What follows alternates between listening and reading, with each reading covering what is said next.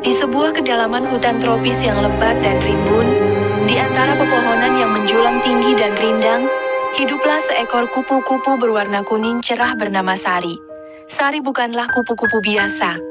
Ia dikenal karena kebaikan hatinya yang luar biasa. Ia selalu ramah kepada setiap makhluk yang ditemuinya, dari semut kecil hingga burung elang yang gagah. Senyumnya yang ceria selalu menghiasi wajahnya yang mungil.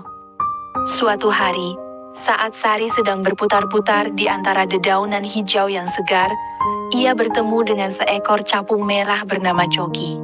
Coki, dengan tubuhnya yang ramping dan sayapnya yang berkilauan, hinggap di sebuah ranting pohon yang rindang. "Hai Sari," sapa Coki.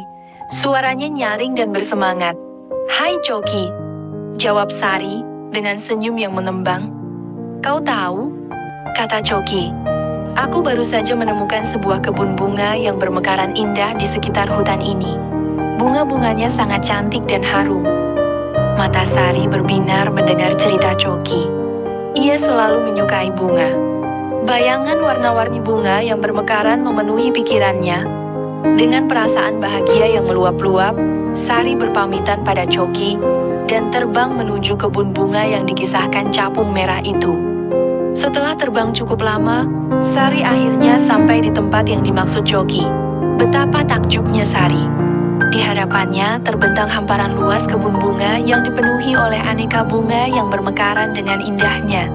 Warna-warni bunga yang cerah dan harum semerbak memenuhi udara. Sari merasa seperti berada di surga kecil. Ia terbang dari satu bunga ke bunga lainnya, menikmati keindahan dan keharumannya. Di tengah-tengah kebahagiaannya, Sari bertemu dengan seekor lebah berwarna kuning keemasan yang sangat sombong bernama Sisi.